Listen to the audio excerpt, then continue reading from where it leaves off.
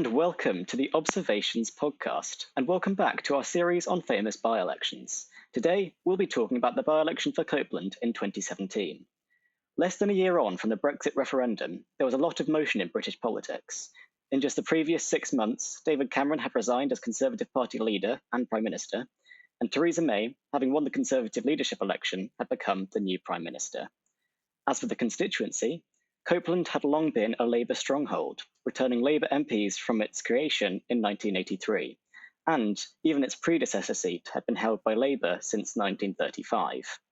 What's also surprising about this by-election is that it's the first by-election that saw the governing party gain a seat since 1982. So in many ways, this was a truly historical result. I'm joined by the winner of this by-election, Trudy Harrison, to discuss some of her experiences and what makes it such an important part of modern British electoral history. Thanks for joining me today. Oh, thank you, Matt. That was a lovely introduction. Took me back. Lovely to be considered historic, although I'm not sure how much of it was about me. An awful lot of it was about Jeremy Corbyn. Well, I suppose that kind of brings me on into my first main question. Given that you chose to run in this historic Labour stronghold, why did you think you could win? I didn't necessarily think I could win, but I knew at the time I felt I was the best person for the job. I thought it was about time that Copeland had a woman do the job, and I was the first. I felt it was about time we had somebody that understood the nuclear industry, that would stand up for the nuclear industry, and that was absolutely head and shoulders above everything else, the policy that I wanted to campaign and win the election on. And we'll talk about that a little bit later. And the thought of a Jeremy Corbyn-led government sent shivers up my spine, and I wanted to make sure that didn't happen. So, alongside that, I'm a mum of 4. I've always lived in this area. I will always call Copeland home.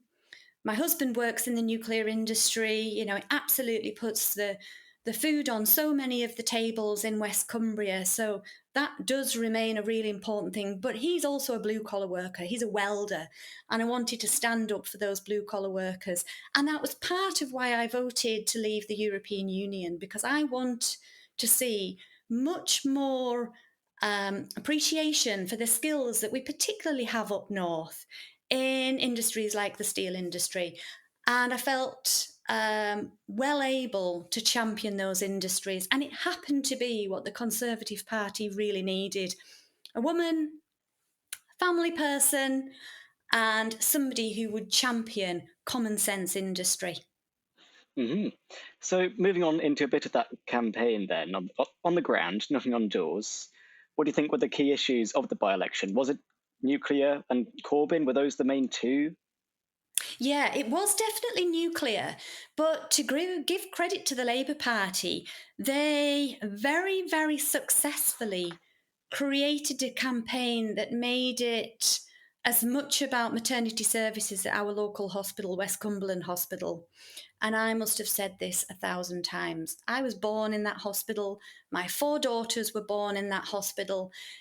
One of my daughters went on to become a nurse training at that hospital. It meant an awful lot to me. So when the Labour Party paid for an advert on the front page of our newspaper stating, I think it was one in, and I can't remember the exact figure, but babies will die if you vote for Trudy Harrison. That made me even more determined, but it was a very, very successful campaign by the Labour Party. So I would say it was 2 things: nuclear and the local hospital. And of course, it was a load of rubbish. Maternity services were not at risk in that way, but we did bring in £140 million, I think, from memory, that the Conservatives put into the local hospital. I was wondering, during this campaign, was there a specific moment, or perhaps like a few different moments, some turning points maybe, where you realised that things were going your way and that you could actually win this? Oh gosh, it was a roller coaster. I'd never really been interested in politics. I'd never been involved in politics. I was blessed with naivety when I put myself forward for that role. And really, there was huge competition. There were about 200 other applicants for the Conservative Party alone. So, I was very fortunate to be chosen by the Conservative Party and to win the support of my local Conservative Association, who were absolutely brilliant. The machine takes over from the day when I was chosen to be their candidate. The machine takes over, and it was knocking on doors, pointed towards interviews, hustings, business meetings from morning till night, 7 days a week, not having a single day off for the whole of that period, but it was a short period. So it was very, very, very intense. It was a whirlwind. It was mostly incredibly positive, but I do remember you asked me about positive things, and I would say that was generally every day because, I'm well known in the area. My family go back many, many generations. So it was lovely to knock on the doors and find, oh, that's my old schoolmate. Oh, I used to work with you. Oh, we're related. That happened every day.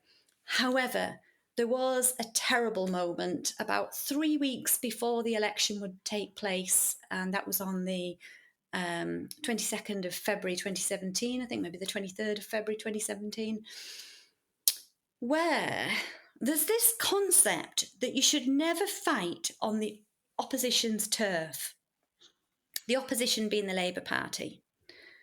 But they had put up such a brilliant campaign that I was going to be responsible for the closure of maternity services at West Cumberland Hospital.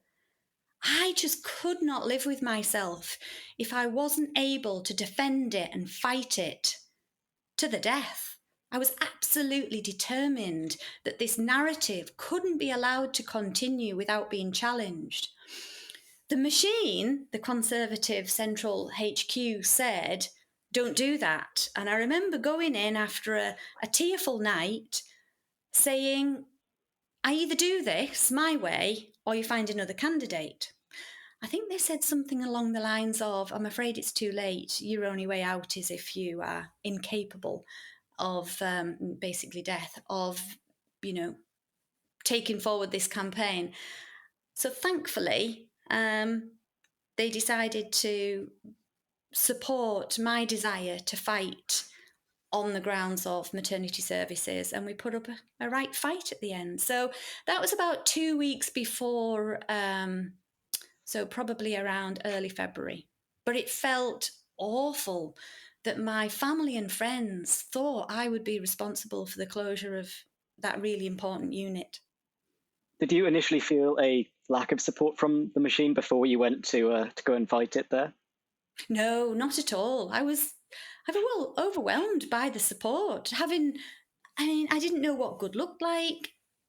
I was amazed by the media support and just took every hour as it came, every day, one day at a time, and got through it. If I looked at the calendar, I could have definitely been overwhelmed because it was all out of my comfort zone. Meeting Michael Crick, who's he? Look on, quick YouTube. He's quite a scary guy. I found him to be absolutely lovely, actually. Well, there you go. Sometimes it's okay to meet these people. I was wondering, did Brexit have any impact on the campaign at all? I know it was fairly shortly after, but yeah. Yeah, it didn't really, because I think in 2017, certainly in early 2017, there was still a belief that we were going to do it. There wasn't really a question in my Brexity area that we weren't going to get Brexit done, to coin that phrase. But it certainly had a big part to play in the 2019 general election, because by then there was a huge amount of frustration that the will of the British people was not going to be followed. And without doubt, that is why my vote share went up considerably. It was the Boris factor, it was the Brexit factor. Yeah, but in 2017, no, I don't think it was really so much of a big deal. So we'll now stop for a quick break before going into a few more questions.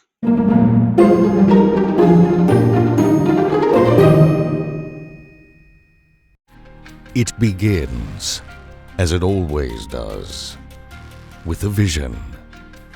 In the quiet streets of Brodie Ferry, one man rose above the humdrum of politics of the day. His name was Bob Servant. Businessman, dreamer, cheeseburger magnate, the only candidate bold enough to pay local dog owners not to walk their dogs in Dawson Park so the grass could reach its full majesty. He promised free wellies for every man, woman, and child. The color, council issue. The size, you'll grow into them. He vowed to put the ferry back on the map, preferably larger than Dundee, and in one unforgettable hustings, to tell the best bus story ever told. A story involving why Lulu wasn't given the blind date job, and how Scotland will always choose Sean Connery over Roger Moore. Like Richard Hannay, rousing a packed hall, speaking of honor and destiny. But Bob's destiny was different. His speeches could leap from that bus story, retold in ever greater detail, to the sovereignty of the South Atlantic. And in his BBC debate, with the wind whipping in from the Tay, he delivered the words that would echo through the ages. Give us back the Falklands!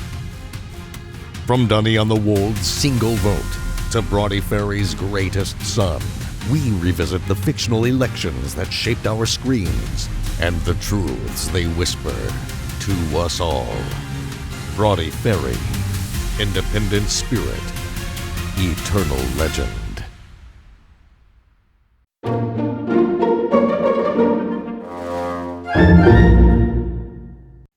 And welcome back. Around the time, there were a few news pieces about Storm Doris potentially intervening in this campaign in some way. Was this something that was mentioned in campaign team talks at all? I think it was by the Southerners, but honestly, up here in the north, in the Lake District, there really is no such thing as bad weather, just the wrong clothing. So the leaflets maybe got posted through the doors a little bit more soggy. Maybe some of the campaigners didn't turn up, but we were completely unfazed by the high winds and the torrential rain. Just pretty normal up here. Now, you were one of the latest selected candidates in the field, being selected on the 25th of January, later than Labour, UKIP and the Liberal Democrats. Do you feel like this put you at a disadvantage? Because you mentioned you had quite a short period in terms of your kind of campaigning and getting your name out there. Possibly. To be honest, I didn't really notice that because it felt very, very quick for me. I think I made the first kind of application to put myself forward early in January. So for that to turn around by the 25th of January felt rapid. I don't remember feeling at a disadvantage. I remember feeling absolutely well supported and blessed by the team at CCHQ, who were clearly a very, very well-oiled machine at by-elections. To be honest, I hadn't studied the odds of winning in terms of how often or how unusual it is for somebody to win when they're standing for the governing party. I was undeterred. I had nothing to lose. I had a very good job, which I did very much enjoy. I had a point to make and I had an industry to fight for. And that was all I cared about. So you just kind of went in there, with your principles and ideas of what you're fighting and just making sure you ran the best campaign you could. Yeah, absolutely. It was a very internal fight. Who's going to do this job? Who is going to get a good nuclear policy for the UK? Who is going to champion an industry which is blighted with radiophobia, which is so important for nature, for clean energy? Even before we were really talking about net zero by 2050, I was hell-bent on championing the nuclear industry. Okay. On a kind of related question there, The outgoing Labour MP, Jamie Reid, had spent a decent amount of time telling people in the media that his own leader was opposed to Sellafield and Mm. was an unelectable disaster. Do you feel like this gave your campaign a boost at all? Yeah, absolutely. It was the best possible poster we could have had, that the former Labour MP had such a dim view of the potential leader of the country and already the leader of his party. And the other thing is, I completely agreed with him. I suppose that makes it nice and nice and easy. You can just copy those words and put them on your own posters there. Do you have any memories from election night itself? Yes, I do. I mean, it's a crazy, crazy experience. Polling day is probably the day when you put the most steps in. It would have probably been something like 30,000 steps. I should go back on my phone to have a look, but it would have been an incredible amount of steps. And I didn't want to give up. Oh, it brings back tears. I remember being on an estate in Millham with the team, knocking on doors. Have you been out to vote yet? Polls are open till 10 p.m. Can I count on your vote? All that kind of thing. And we had this little group of kids that were about 9 years old cycling round the estate, cheering us on, Trudy, Trudy. And it was just the best feeling. And then I returned from Millham, which was the last town I was in, because I worked my way down, Keswick in the morning, then to Whitehaven, then to Cleatormoor, then to Egremont, stopping at villages on the way down to Millham, and then back up to Bootle where I live to get ready, to get glammed up. We'd booked a hotel, the Chase Hotel. We booked both a family room for our daughters and then a double room for the husband and I. I've got 4 daughters, and they were beyond excited as well. They were really, really engrossed in the whole campaign. It was a whole new world for them. They'd just met Theresa May in the school that they went to, which I was, fighting to keep going. And we were sitting in the bar. I remember CCHQ. I wanted to order a gin and tonic, or it might have been a glass of Prosecco. I think it was a glass of Prosecco. But that would have looked bad, and I wasn't thinking of this, but that might have looked bad had somebody taken a photograph of me pre-celebrating with a glass of Prosecco. So that wasn't allowed. Seems crazy when I think back now. And we were just chatting in the bar with some of our supporters. There was nothing we could do. By now it was kind of 10 o'clock, between 10 and midnight. You didn't really know which way it was going to go, but you knew that you'd done your best and you couldn't possibly do any more. So I was quite relaxed. Whatever happens, happens. And I think I was told it would be about 3 o'clock in the morning. Well, at about midnight, if I remember rightly, maybe 12:30, I got a phone call saying, Trudy, looks like you've won. It also seems to have moved very quickly, so you need to be down here as soon as possible. Well, I hadn't had a shower, I hadn't done my hair, I hadn't got my glad rags on, so I dashed up to the bedroom.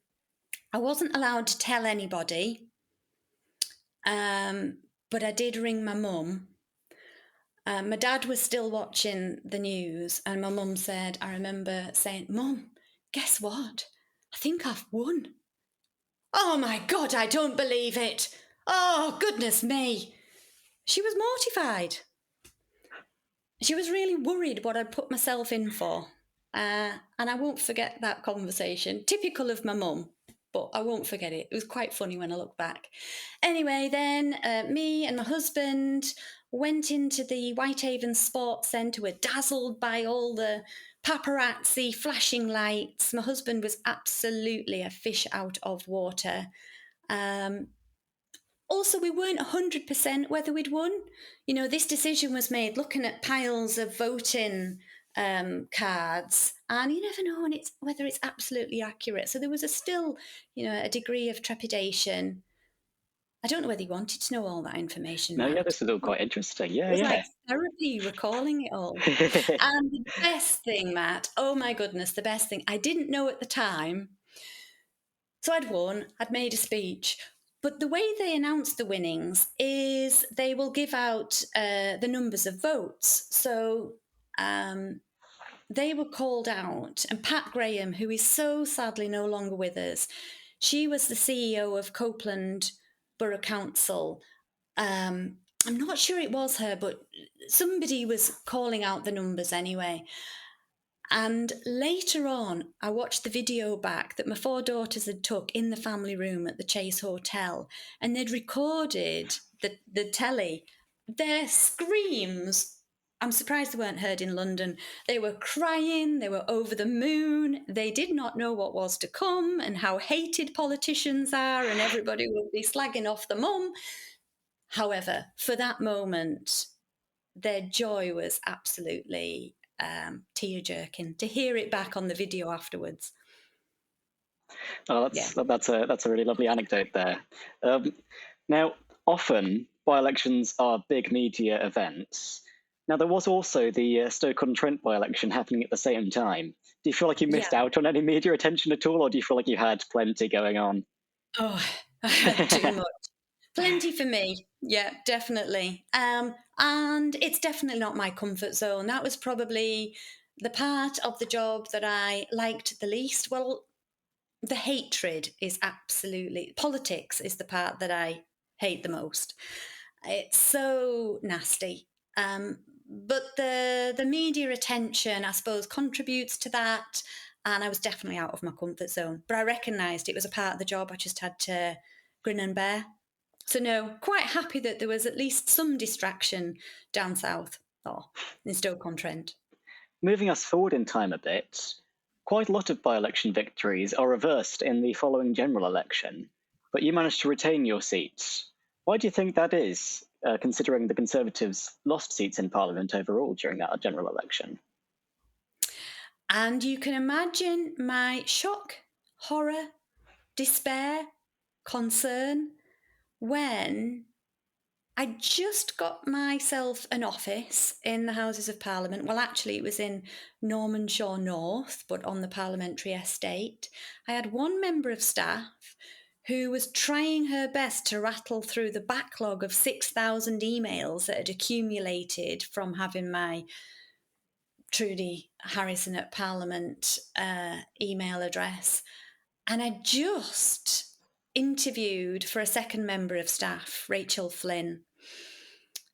And we turned the telly on, and there was all this fuss on the WhatsApp groups. There's going to be an announcement. I was new to this. I didn't know what it meant.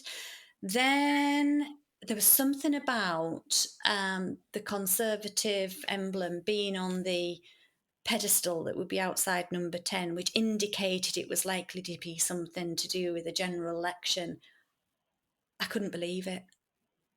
And me and my family, friends, colleagues, we just repeated that all day. I can't believe it. I can't believe it. I really can't believe it. Oh, I just can't believe it. Oh, can't believe it.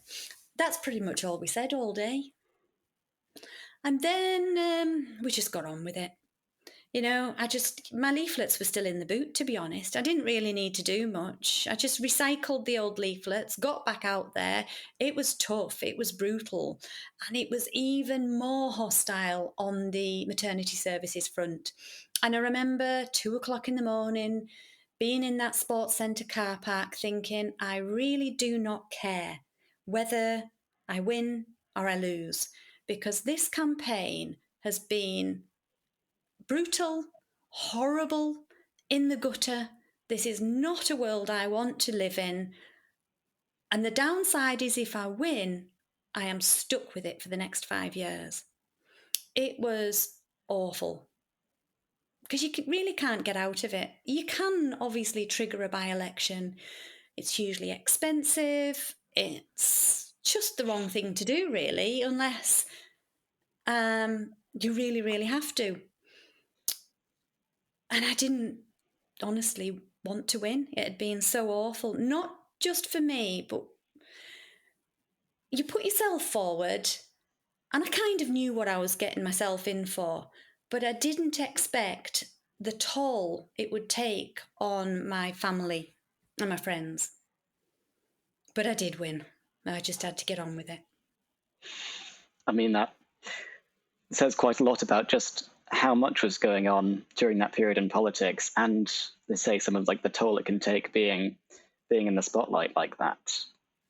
Yeah, it's just awful. It's so personal. And I worry that if we continue like this, the only people that will stand to become politicians in the future will be really, really thick-skinned people. So something needs to change if we want more sensitive, kind, caring, compassionate people to put themselves forward for public office. Well, thank you very much for that, and thank you very much for joining me today, Trudy. I really appreciate you coming on. Oh, thank you so much, Matt. Cheers.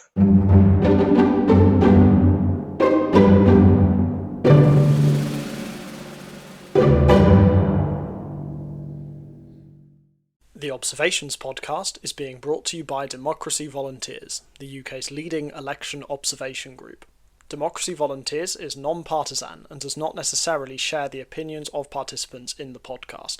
It brings the podcast to you to improve knowledge of elections, both national and international.